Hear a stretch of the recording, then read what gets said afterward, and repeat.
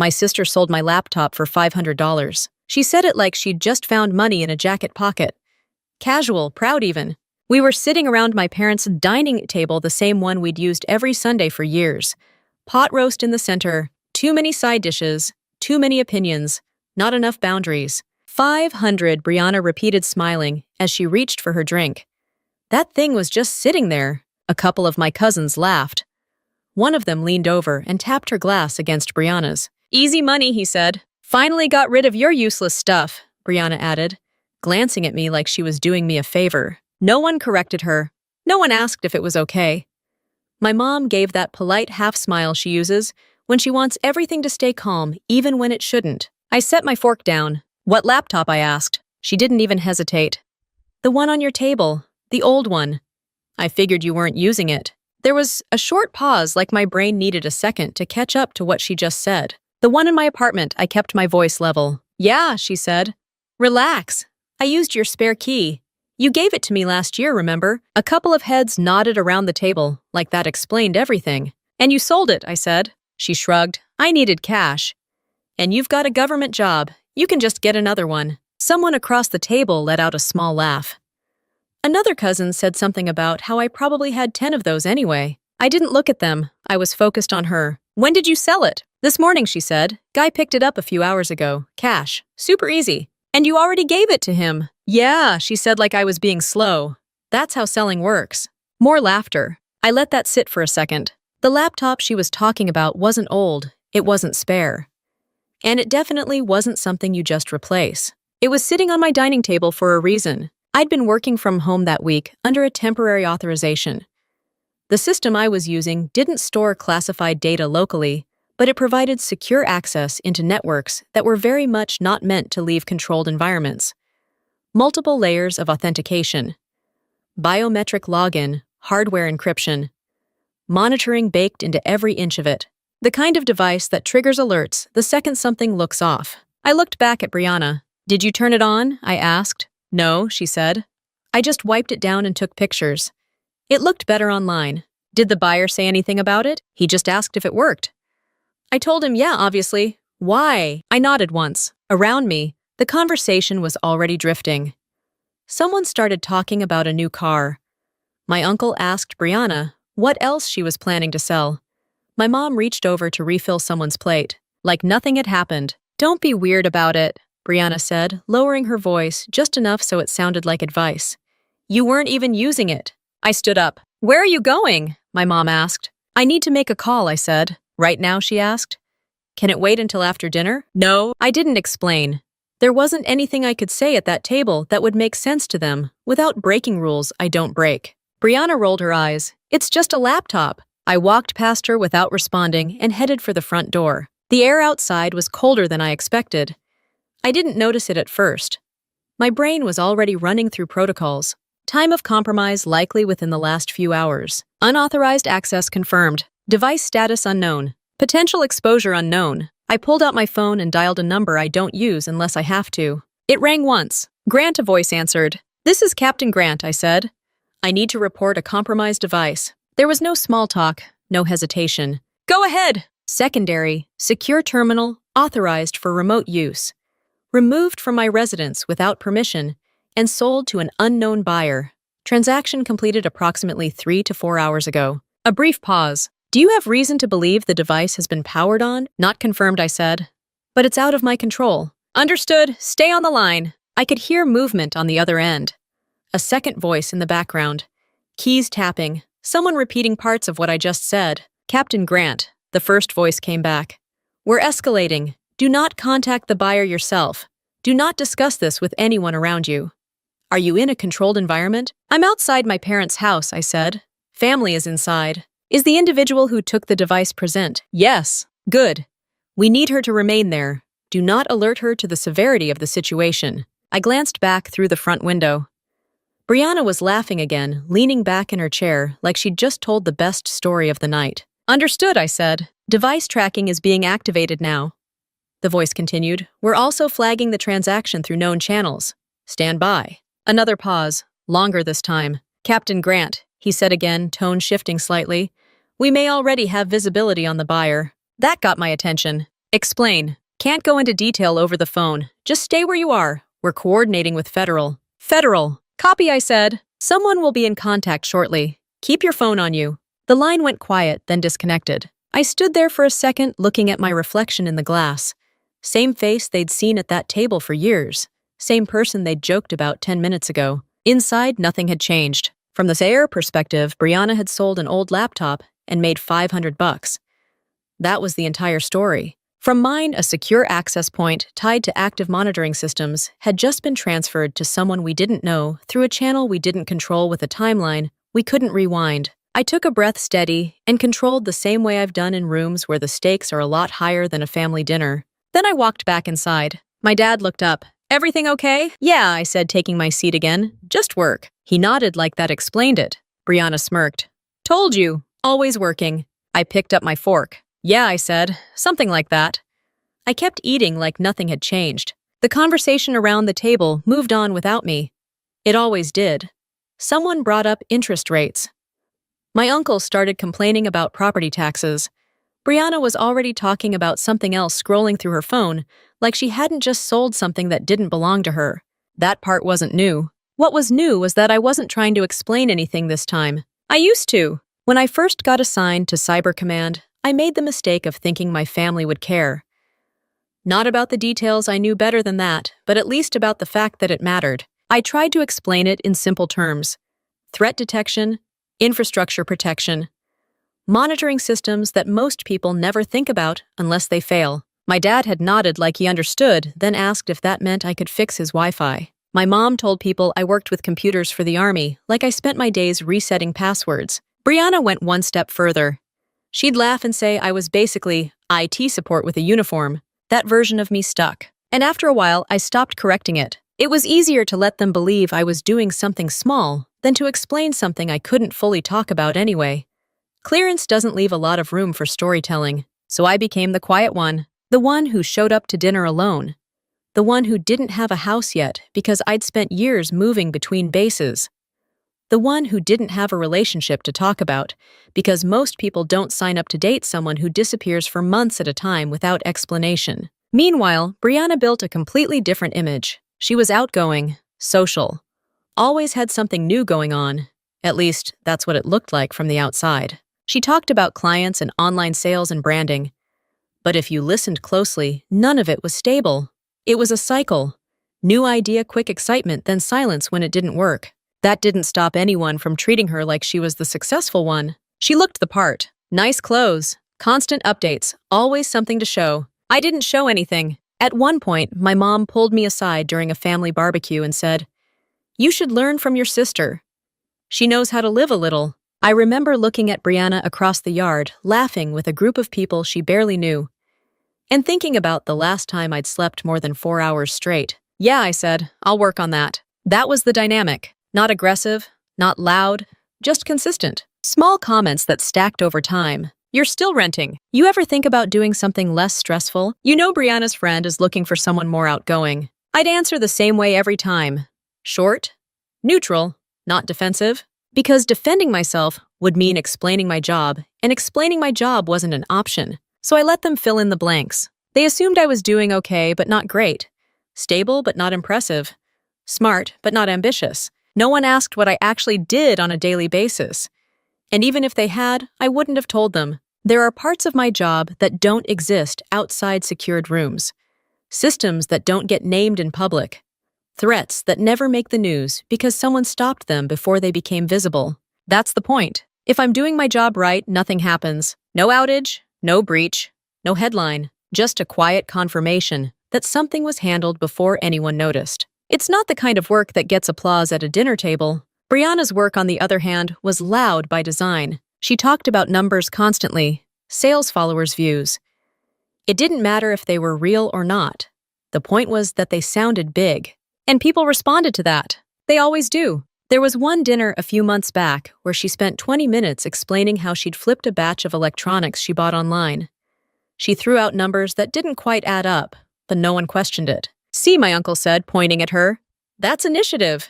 Then he looked at me. "You could do that too, you know, instead of whatever it is you do." I remember nodding and taking a sip of water, because technically he was right. I could have. I just didn't. Not because I could not figure it out, but because I was already responsible for things that didn't come with a visible profit margin. Things that didn't belong in a conversation about flipping electronics for quick cash. I didn't say that, though. I never did. Back at the table, Brianna laughed at something on her screen and turned it toward one of our cousins. "Look at this," she said. "Someone just messaged me asking if I had more stuff like that laptop." That got my attention. "More stuff?" my cousin asked. "Yeah," she said. "Apparently there's a market for it. People will buy anything if it looks legit." She said it like she'd just discovered a new business model. I watched her for a second. "What did you list it as?" I asked. She didn't look up. "Just a standard laptop. Didn't go into details." "Did you include any pictures of the login screen?" "No," she said. "Why would I do that?" "Did the buyer ask for anything specific?" She shrugged. "Just if it worked." I said yes. "Did he ask where it came from?" "No, and I didn't ask him anything either. It was cash. In and out. Done." That part lined up. Quick transaction. No questions. No trace beyond the listing and whatever messages they exchanged. I leaned back slightly, running through the possibilities. If the device had been powered on, it would have triggered a response. If it hadn't, then it was still sitting somewhere waiting. Either way, it was no longer in my control. "Why are you asking so many questions?" Brianna said, finally looking at me. "Just trying to understand what you did," I said. She rolled her eyes. "I sold a laptop. You're acting like I committed a crime." No one at the table pushed back on that. To them, she hadn't. She'd taken something that looked unused and turned it into money. That's not a crime in their world. That's resourceful. I picked up my glass and took a sip. "Do you still have the buyer's info?" I asked. "Maybe," she said. "It's in the messages." "Don't delete anything," I said. She frowned. "Why would I delete it?" "Just don't," I said. She stared at me for a second, trying to decide if I was serious. Then she shrugged again. "Fine." My phone buzzed in my pocket. I didn't check it right away. I let it vibrate once, then stop. Around me, the conversation kept moving. My dad was asking someone to pass the bread. My mom was talking about a neighbor. Brianna was back on her phone, already distracted by something new. I reached into my pocket and glanced at the screen. A message from a number I didn't have saved. Maintain position. Do not alert subject. Team inbound. I locked my phone and slid it back into my pocket. Nothing about my expression changed. It couldn't. Across the table, Brianna was still talking about scaling whatever she thought she had just started. My cousin Jake asked if she was serious about doing more of these sales. "Why not?" she said. "People are dumb. If it looks good, they'll buy it." A couple of them laughed. I didn't. I kept my focus on the plate in front of me. But my mind was somewhere else, going back a few days. Replaying everything I'd already said, everything I'd already warned. Because none of this came out of nowhere. 3 days earlier, Brianna had stopped by my apartment. Unannounced. That wasn't unusual. She'd done it before.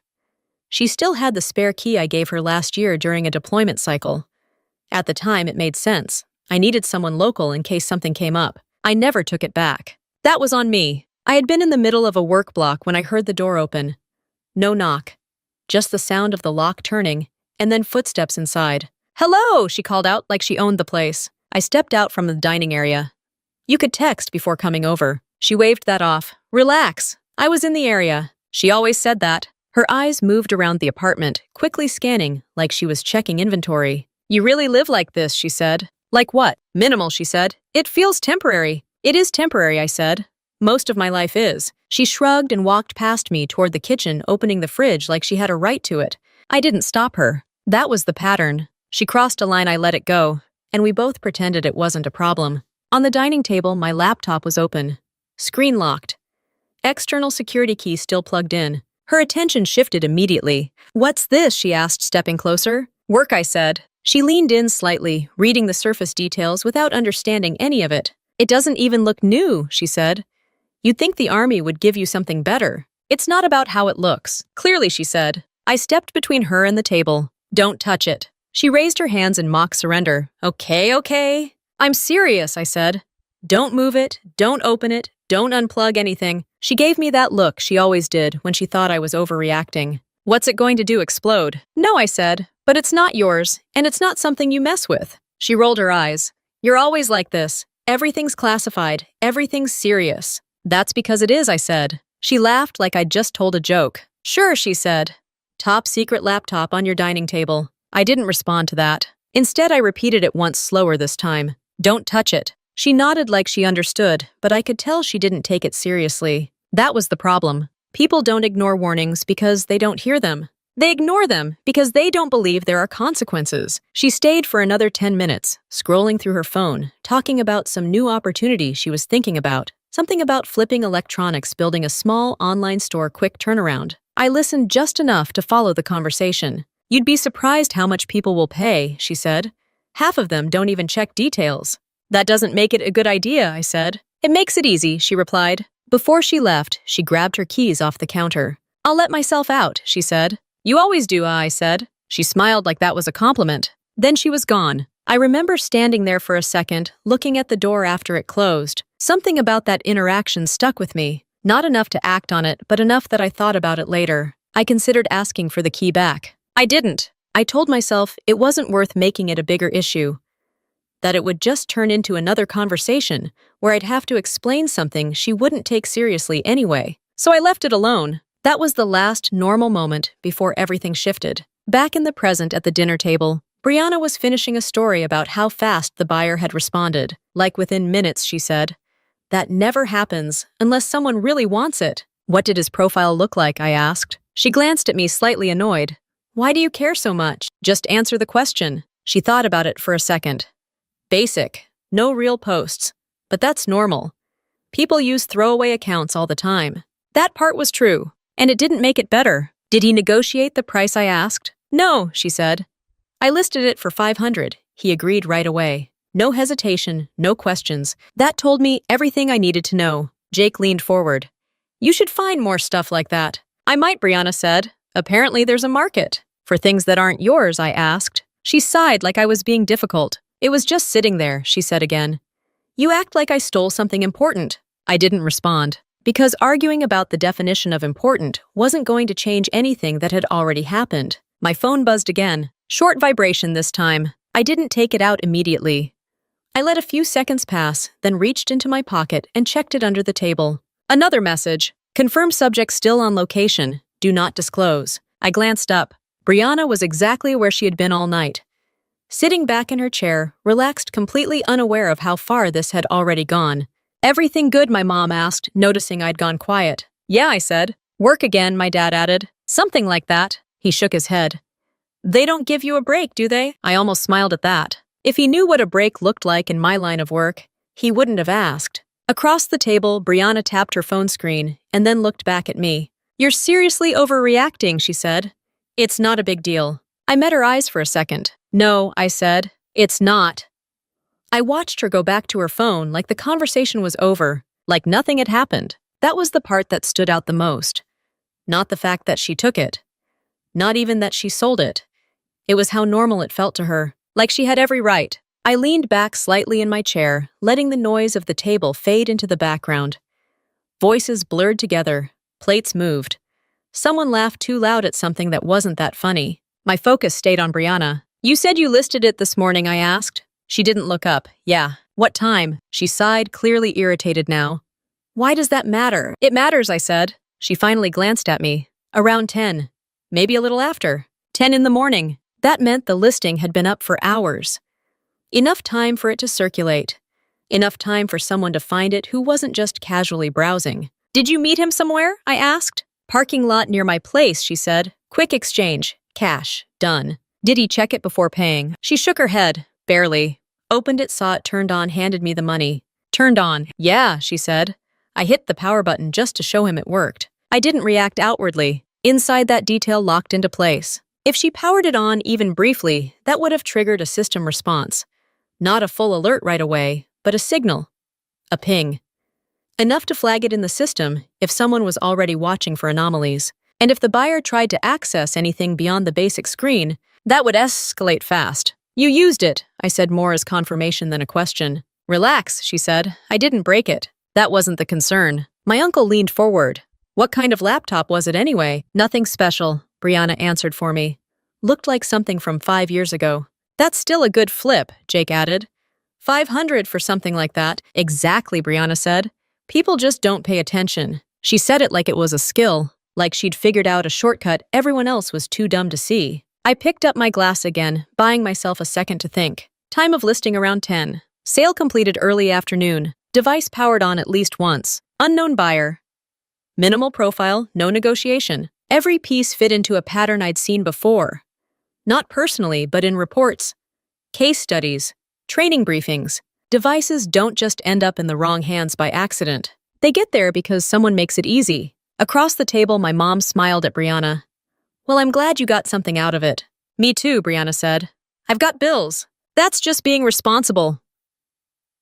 My dad added. I almost said something then. Not about the laptop, about the logic. But there was no point. From their perspective, the story made sense. She needed money. She found something unused. She sold it. Problem solved. Simple. Clean. Except it wasn't. Did you save the listing, I asked. Brianna frowned. Why? Just answer. It's still up, I think, she said.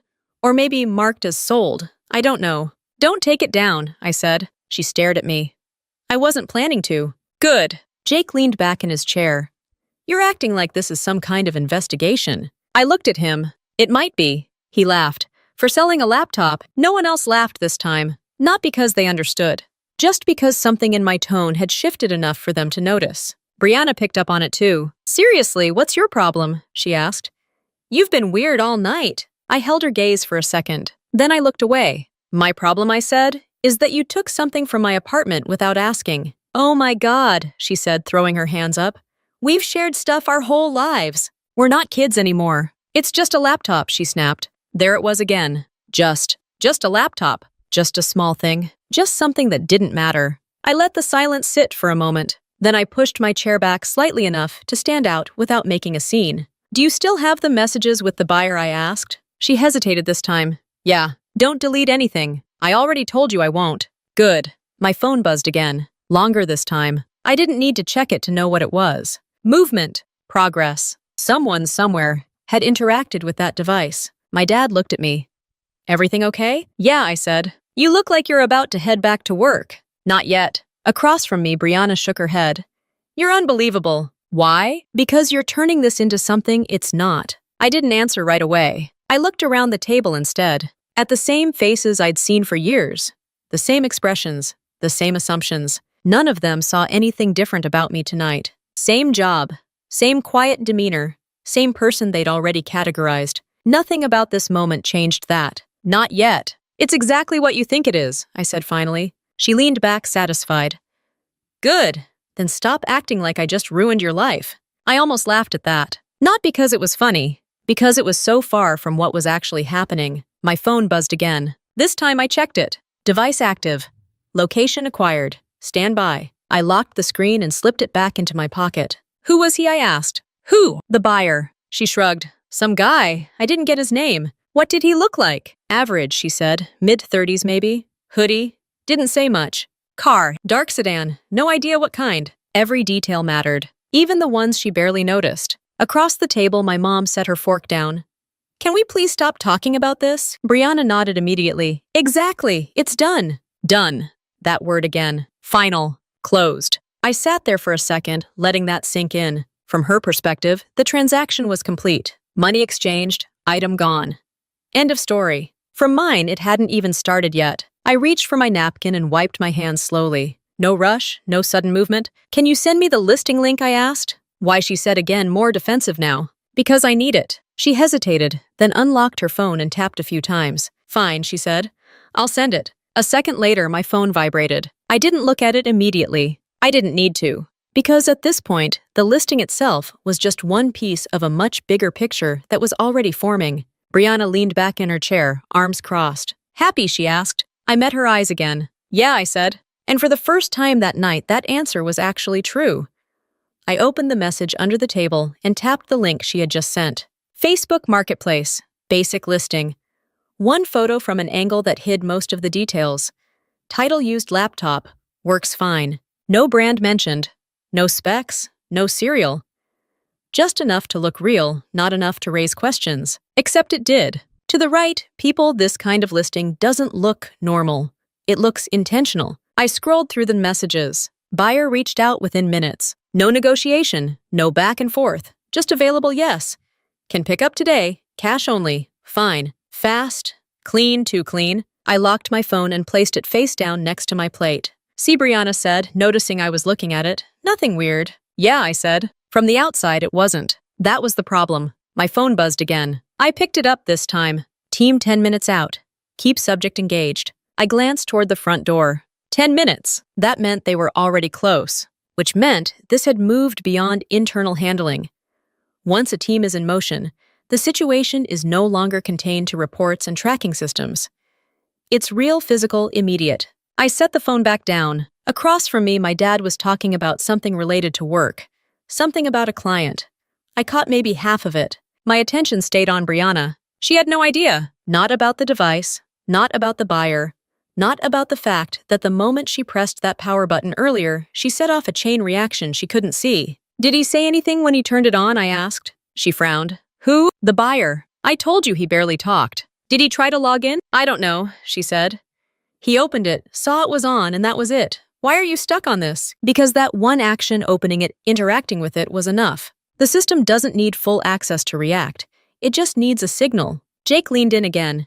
You thinking about getting into this too? I looked at him. Into what? Buying and flipping, he said. Seems like easy money. Yeah, Brianna added. You could finally make something outside your little government job. There it was again. I let that one pass. Not really my field, I said. She smirked. Obviously. Another buzz. Short this time. I didn't check it right away. I let it sit for a few seconds, then picked it up casually, like I was just clearing a notification. Units in position. Stand by for contact. I put the phone back down. Across the table, my mom looked at me again.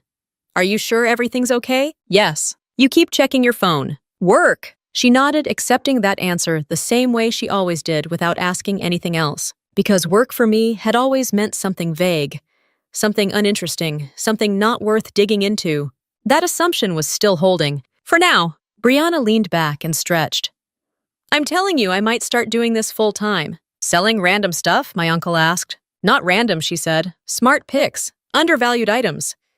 You just have to know what people want. What do people want? He asked. Anything that looks legit and cheap, she said.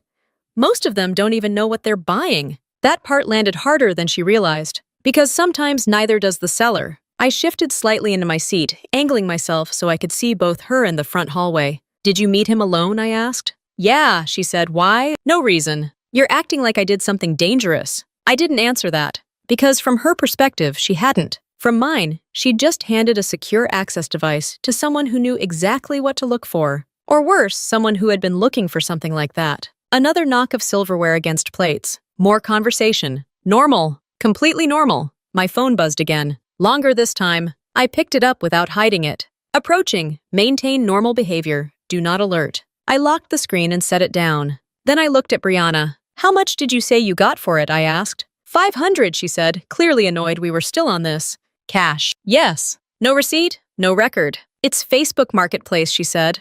What did you expect? Just confirming. She shook her head. You're unbelievable. My dad chuckled lightly. He's always been like this.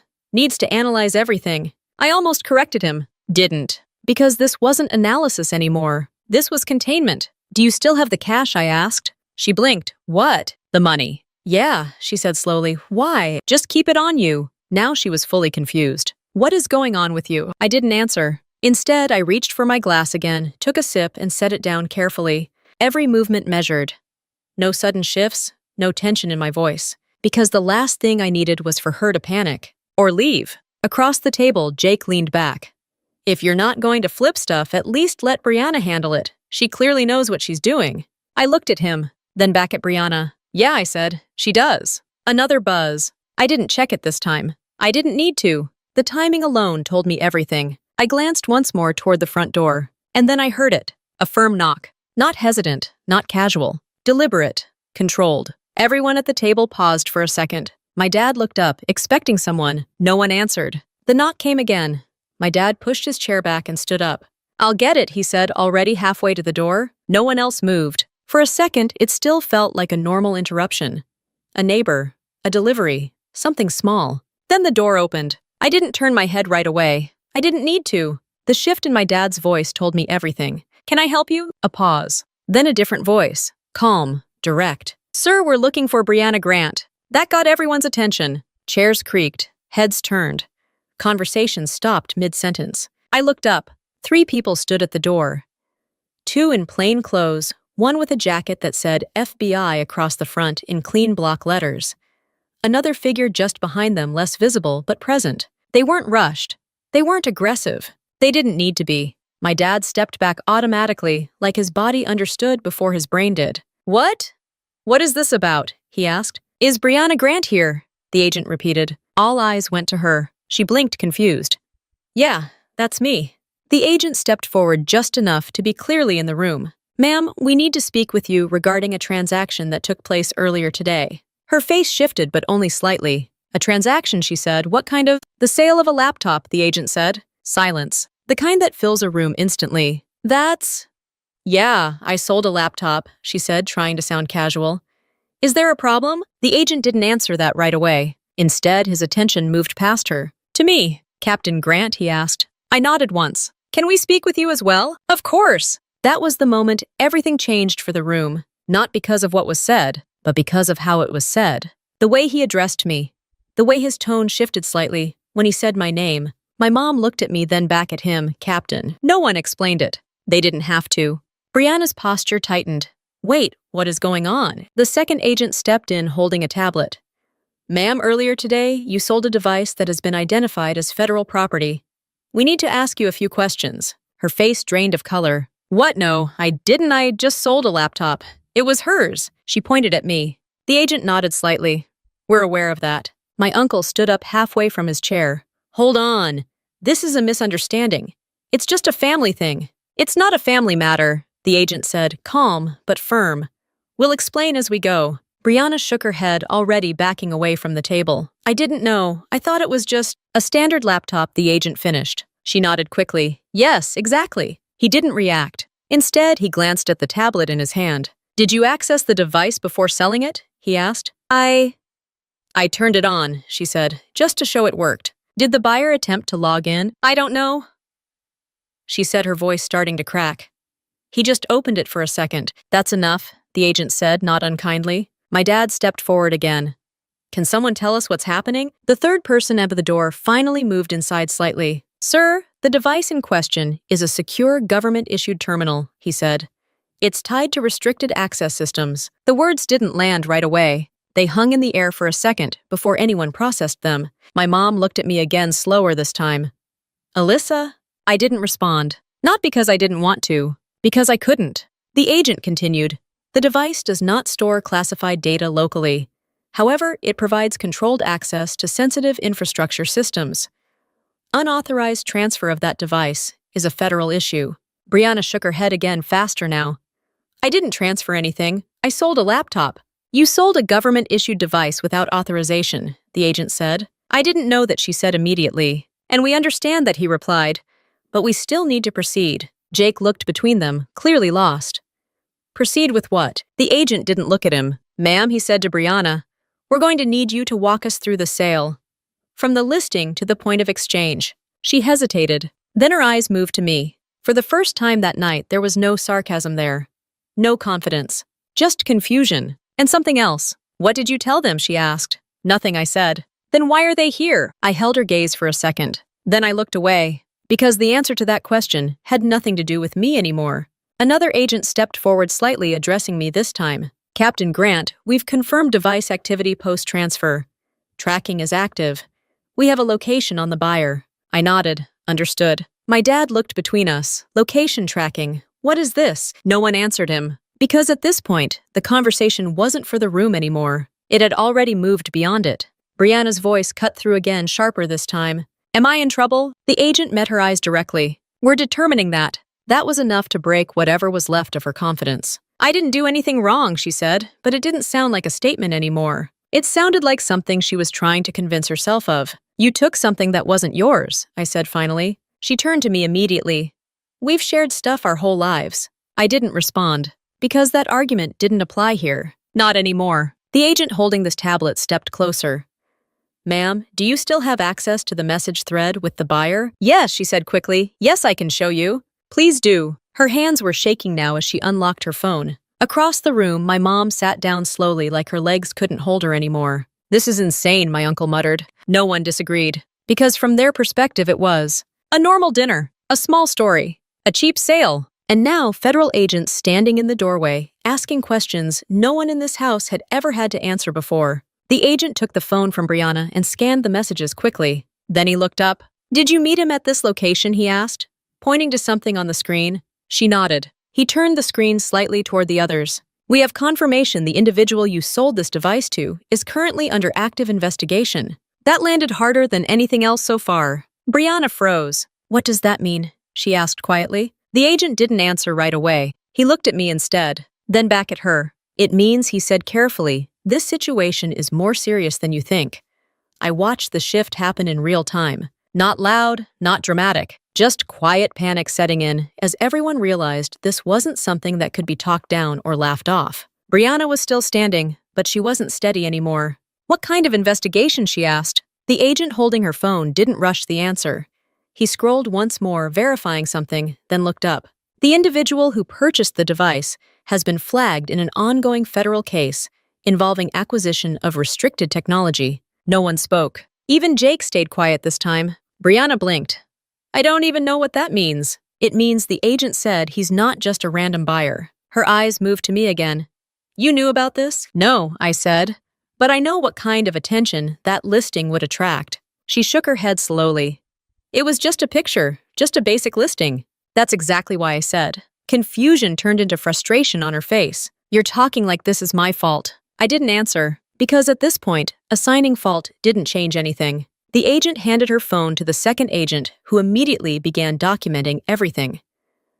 Timestamps, message, content, profile, ID. "Ma'am," the first agent said, "we're going to need you to stay available while we verify additional details." "Am I being arrested?" she asked. "No," he said, "not at this time." That didn't reassure her. Across the table, my dad ran a hand over his face. "Can someone just explain what's happening in plain English?" The agent nodded slightly. "The device that was sold provides access to systems that are monitored at a federal level," he said. "When it was powered on by an unauthorized user, it triggered a response." "Response," my dad repeated. "Tracking, logging, escalation protocols," the agent said. "We were able to identify the device and link it to an individual already under investigation." My mom spoke up, her voice quieter than before. "So, you were watching him already?" "Yes." "And then he bought this laptop?" "Yes." She looked at Brianna. Brianna looked like she was trying to piece together a puzzle she didn't even know existed. "I didn't plan that," she said. "I didn't know who he was." "We're aware of that," the agent replied. "But we still need to understand exactly how the transaction occurred." The second agent stepped closer to Brianna. "Walk me through it again," he said. "From the moment you listed the item." She took a breath, then started talking slower this time. "I took a picture, uploaded it, set the price.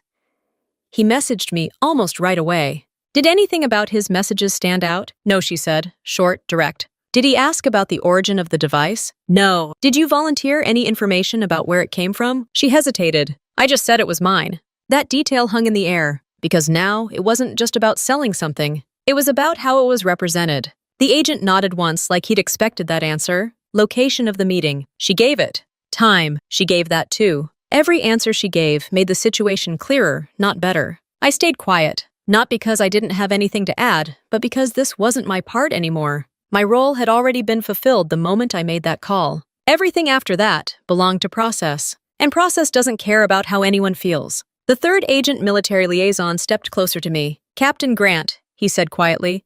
"Just enough so the others wouldn't hear everything. Device recovery is in progress. Local units have eyes on the subject." "Any indication of access?" I asked. "Attempted," he said. "No successful breach." That was the first good piece of information all night. "Understood," I said. He nodded once and stepped back. Across the room, Brianna was still answering questions. "Did he mention coming back for more items?" the agent asked. "No," she said. "But he asked if I had anything similar. Did you respond?" I said maybe she admitted. That earned her a quick look from everyone at the table. What she said defensively, I didn't know. The agent raised a hand, slightly cutting her off. "We're not here to argue intent," he said. "We're here to establish facts." Facts. That was the difference between this moment and every conversation we'd ever had at that table. No opinions, no assumptions, just facts. And facts don't bend to make people feel better. Jake shifted in his seat. "So what happens now?" The agent didn't look at him. "We continue the investigation," he said. "Investigation into what?" Jake pressed. "Unauthorized transfer of federal property," the agent said. "And potential exposure through that transfer." The word exposure landed hard. because even if nothing had been accessed, the possibility alone was enough to trigger everything that was happening. My dad looked at me again. Is that true? Yes, I said. That laptop was part of all that. Yes. He nodded slowly, like he was trying to reconcile two completely different versions of me. The one who sat at this table every week, and the one being addressed by federal agents in his dining room. I thought you just... He started, then stopped. I know, I said. Brianna looked between us. You never told anyone, she said. I couldn't. That would have been useful information, she snapped. I met her eyes. So would asking before taking something that wasn't yours. That shut her up. Not because it convinced her. Because she didn't have an answer for it. The agent stepped back in. Ma'am, he said we're going to need you to come with us for further questioning. Her head snapped up. Right now? Yes. I can't just leave, she said. This is my family. This won't take long, he said, but it needs to happen now. My mom stood up halfway. She hasn't done anything on purpose. We understand that, the agent said, but we still need to proceed. Brianna looked at me one more time. Not angry this time. Not sarcastic. Just trying to understand how things had gotten this far. You could have told me, she said. I didn't respond, because telling her wouldn't have changed what she did. It would have just changed how she justified it. The agent gestured toward the door. Ma'am? She hesitated for a second longer. Then she moved, slow at first, then a little faster. The room stayed silent as she walked past the table, past me, toward the door she'd walked through earlier that week without thinking twice. Only this time, she didn't look like she owned the place. She looked like someone who had just realized she didn't understand the situation she was in. At all. The door opened again. Cool air moved through the hallway. And just like that, the conversation that started over dinner had moved somewhere no one at that table had ever been before. The door closed behind her, and the house felt different immediately. Quieter, but not in a calm way. More like everything that had been holding the room together just slipped. No one went back to eating. My mom sat down slowly, both hands resting flat on the table, like she needed something solid to hold on to. My dad stayed standing for a second longer, staring at the door, then finally pulled his chair out and sat back down. What just happened, he asked. No one answered right away, because there wasn't a simple version of it. Jake leaned forward, elbows on the table. They're not seriously charging her with something, right? She didn't even know. I looked at him. Knowing isn't the only factor, I said. That's insane, he said. How are you supposed to know something like that? You don't take things that aren't yours, I said. That shut him up. Not completely, but enough. My mom turned toward me slower this time. You reported this. It wasn't a question. Yes. Her expression tightened. She's your sister. I know. And you still. I followed protocol, I said. She shook her head like that answer wasn't enough. It's family, she said. It's not just family, I replied. That was the line she didn't want to hear. Because for her, everything came back to that. Family first. Always. Even when it didn't make sense. My dad finally spoke it again. What happens to her now? She'll be questioned, I said. They'll verify everything she told them. Then it goes from there. From there where he asked. Depends on what they find, I said. He leaned back in his chair, exhaling slowly. This is unbelievable. I didn't argue with that. Because from their perspective it was. A few hours ago, this was a normal Sunday dinner. Now it was a federal issue. And the shift between those two states felt impossible to them. To me it didn't. It felt like something that had been building for a long time, finally reaching a point where it couldn't be ignored anymore. My mom looked at me again. You could have warned her. I did. When? At my apartment, I said. 3 days ago, I told her not to touch anything on that table. She probably didn't understand what you meant. She understood enough, I said. My uncle shook his head. Come on, you know how she is. She doesn't think like that. That's exactly the problem, I said. Silence again, this time heavier. Because now it wasn't just about what happened. It was about everything that led up to it. All the small things that got brushed off. All the times she crossed a line and no one stopped her. All the times it was easier to say that's just how she is than to actually deal with it. Jake leaned back in his chair, arms crossed. Still feels like overkill. For you, maybe, I said. For anyone, he shot back. It's a laptop. I looked at him for a second. Then I said it clearly. It's not. He opened his mouth like he wanted to argue, then closed it again. Because at this point, he didn't have enough information to win that argument. And for once, I wasn't going to fill in the gaps for him. My phone buzzed again. I picked it up without hesitation this time. Subject in custody for questioning. Device recovered. No breach confirmed. That last part mattered. No breach. Which meant the worst-case scenario didn't happen. But that didn't undo everything else. I locked the phone and set it down. My dad noticed. What did they say? They have the device, I said. And the person who bought it. That's good, right? My mom asked. It helps, I said. Then this should be over, she said quickly, almost hopeful. I didn't respond. Because over wasn't how this worked. My uncle leaned forward. If they got everything back, then there's no damage. So what's the issue? The issue, I said, is that it happened at all. That's not a crime, he said. No, I said. But what she did to make it happen is, that landed. Not comfortably, but clearly. My mom pressed her lips together. She didn't mean to do anything wrong. I know. Then why does it feel like she's being treated like a criminal? Because she broke a law, I said. There it was. Simple, direct, unavoidable. No one had a response for that. Not because they agreed. Because they didn't know what to say next. My dad rubbed his forehead. This is going to follow her. Yes. For how long? Depends on the outcome. He let out a slow breath. She was just trying to make some money. I nodded. I know. That's it, he said. That's the whole story. I looked at him. No, I said. That's the beginning of it. Another silence. Longer this time. Because now the room was starting to understand something it hadn't before. Intent doesn't erase impact. And not everything can be walked back once it starts. My mom finally spoke again, quieter now. You're not going to help her, are you? I met her eyes. No. The words sat there. Final. She looked away first. Not angry. Just disappointed. Like I had failed some expectation she never said out loud. Across the table, Jake shook his head again. I still don't get it. You don't have to, I said. I do if it's going to mess up her life. I leaned back slightly. She made a choice, I said.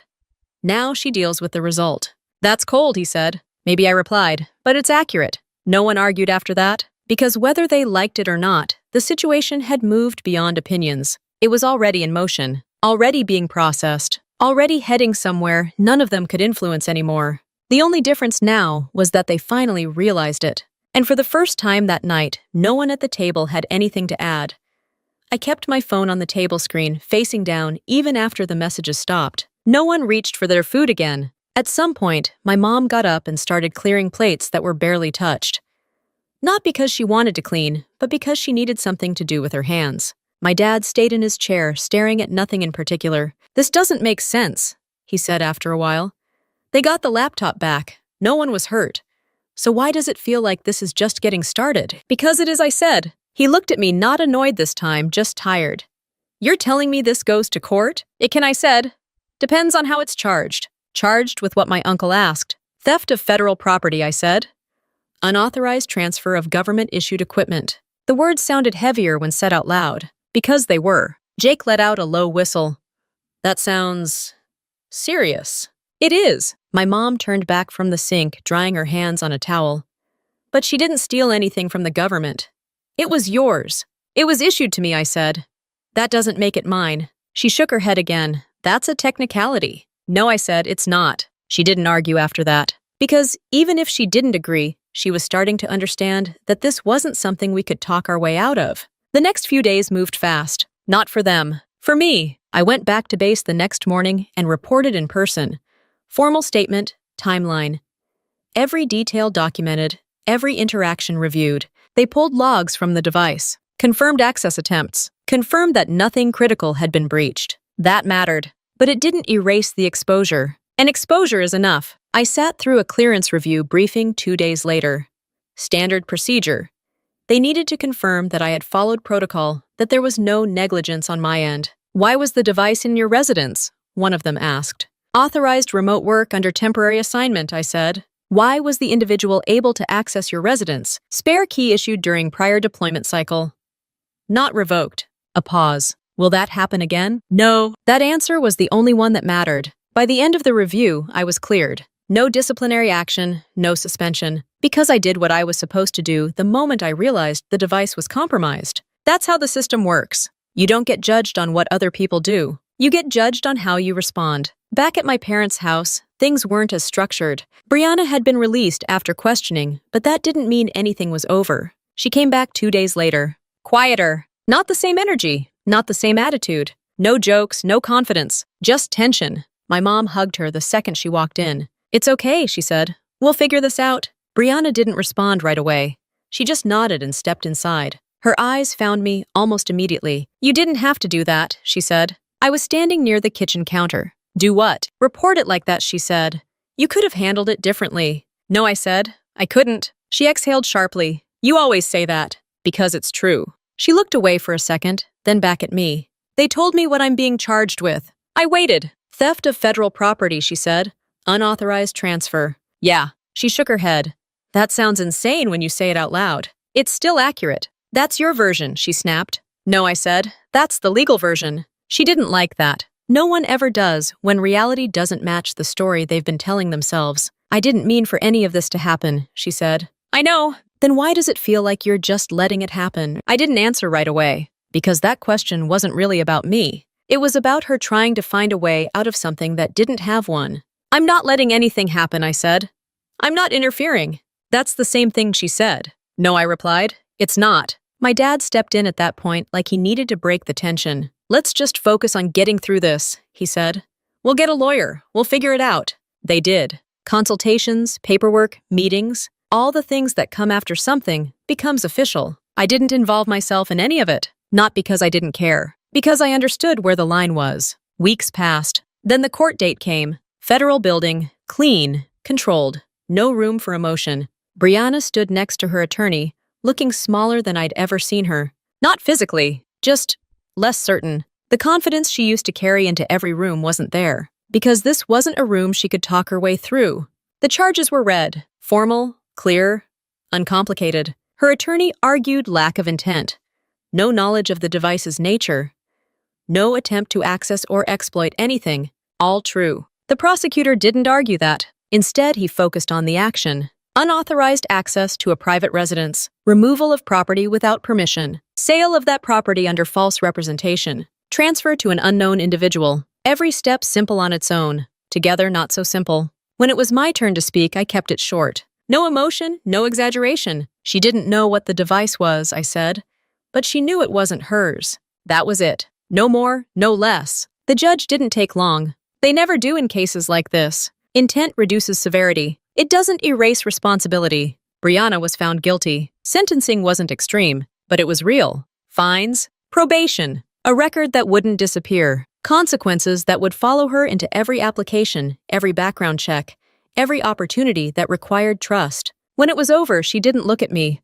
Not immediately. She stared straight ahead, like she was still trying to process how a decision that took less than an hour had turned into something that would stay with her for years. My mom cried quietly. My dad didn't say anything. Jake sat in the back, arms crossed, expression blank. And me, I stood there exactly where I was supposed to be. Not relieved, not satisfied, just certain. Because this was never about getting back at her. It was about what happens when actions meet reality. And reality doesn't adjust itself to make anyone more comfortable. There's a version of this story that sounds simple. A sister took something that didn't belong to her.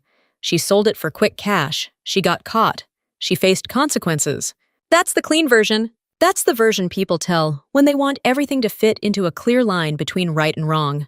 But real life doesn't work like that. And stories like this, real family stories, the kind that turn into real family drama, are never about one moment. They're about patterns. If you look back at everything that happened here, the mistake wasn't just the sale. It wasn't even the decision to take the laptop. The real problem started way before that. It started the first time she walked into that apartment without asking. The first time she used something that wasn't hers, and nothing happened. The first time someone said, "That's just how she is," instead of saying no. That's how boundaries disappear. Not all at once, slowly, quietly, until one day crossing a line doesn't even feel like crossing a line anymore. It just feels normal. And that's the part most people miss when they watch revenge stories. They focus on the ending, the moment where everything flips, where someone gets exposed, where someone pays the price. But the ending is never the point. The ending is just where the pattern finally runs out of room. In this story, nothing happened overnight. No one woke up and decided to destroy their life. It was built over time, small decisions,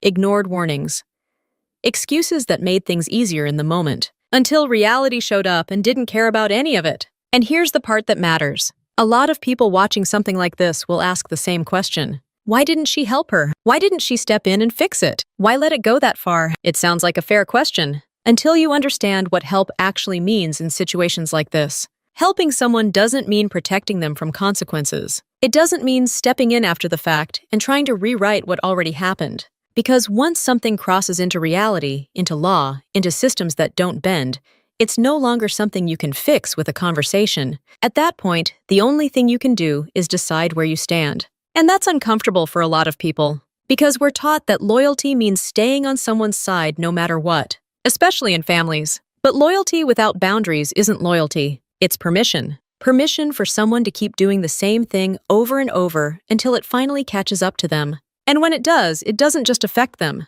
it affects everyone around them. That's what you saw here. Not just one person dealing with consequences, an entire room of people realizing that something they ignored for years had turned into something they couldn't control anymore. That's how most real family drama works. It's not explosive at the start. It's quiet. It's familiar. It's easy to ignore. Until it isn't. There's another part of this story that's worth paying attention to. And it's not about the sister. It's about the silence. About what happens when someone chooses not to correct how they're seen, not to explain what they do, not to push back when they're misunderstood. At some point, people stop asking. They fill in the blanks themselves. And once they've built that version of you in their head, it's hard to change it, because it's easier to believe what they already decided is true. In this case, she was the quiet one, the one with the boring job, the one who didn't really do anything impressive. That version stuck, until it didn't. But by the time it changed, it wasn't because she explained it. It was because reality forced it into the open. And by then, it didn't matter what they thought anymore. That's another lesson most people don't like. You don't always get to choose when people finally understand you. Sometimes they only understand when it's too late to fix anything. So what do you do with that? If you're watching this and thinking about your own situation, your own family, your own patterns, there are a few things worth taking seriously. First, boundaries are not optional. They're not something you add later when things get complicated. They're something you set early, clearly, and consistently. Because if you don't, someone else will decide where they are. And they won't choose in your favor. Second, intent doesn't cancel consequences. You can mean well. You can not know.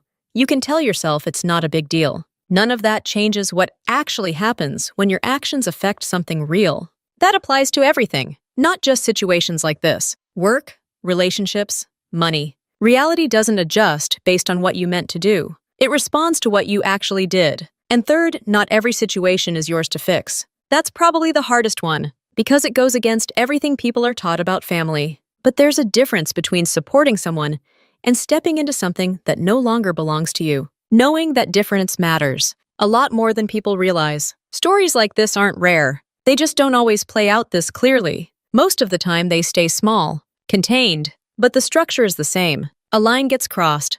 No one stops it.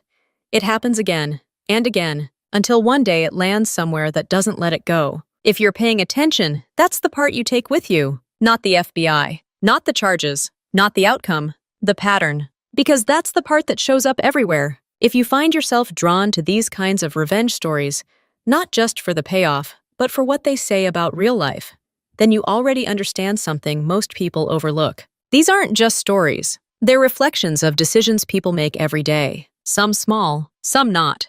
And the difference between them usually comes down to one thing: whether someone decided to draw a line or kept waiting for someone else to do it for them. If you want more family stories like this, real situations, real consequences, no shortcuts, then subscribe to the channel.